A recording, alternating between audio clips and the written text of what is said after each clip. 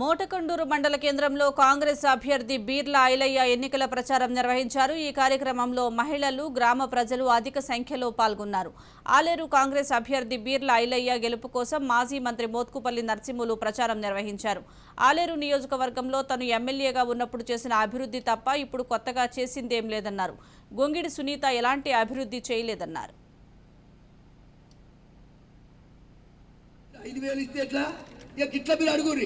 అడిగి ఎక్కువ తీసుకోండి, అర్థమైందా?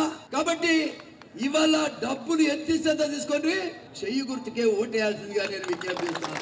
25 ఏళ్ళు ఈ ఊళ్ళో తిరిగిన బిడ్డ, అడుగడుగున మూల తిరిగిన, ఇంటింటే కరెంట్ వచ్చిందా లేదా అడిగి తిప్పిన, ఏ పార్టీ అయినా ఇచ్చిన, అందరికి సహాయం చేసిన, అన్ని రకాల సహాయం చేసిన.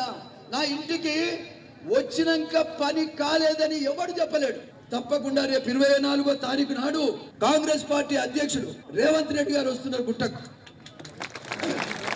కేసీఆర్ ఎమ్మెల్యేలంతా దొంగలని ఆయన అన్నాడు. మళ్ళీ దొంగలకే టికెట్లు ఇచ్చి జనంలో పంపుతుండు. దీని సంగతి ఏంది అసలు? అంటే ఇంకెంతైనా దోసుకోమరా? ప్రజలకు దళిత బంధు ఇస్తే, దళిత బంధు కొన్ని గ్రామాల్లో ఏదో ఆడింత ఈడింతిస్తే ఆ వచ్చిన దానికెళ్ళి కూడా 10 లక్షల నుంచి 4 లక్షలు ఎమ్మెల్యేలు తిన్నారు.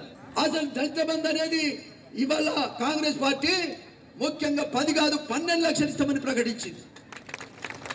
అర్థం చేసుకోవాలి. ఈ గవర్నమెంట్ ఇచ్చేది లేదు, సచ్చేది లేదు. ఇచ్చేటట్టుంటే నేనెందుకు పోదు బయటికి? ఇదంతా మోసం. 3 ఎకరాలు ఇస్తున్నది మోసం. దళితులకు మంత్రి పదవి, కనీసం మాదిగోళ్ళకైతే మంత్రి పదవిలో స్థానమే లేదు. మీరు 5,000 ఇస్తే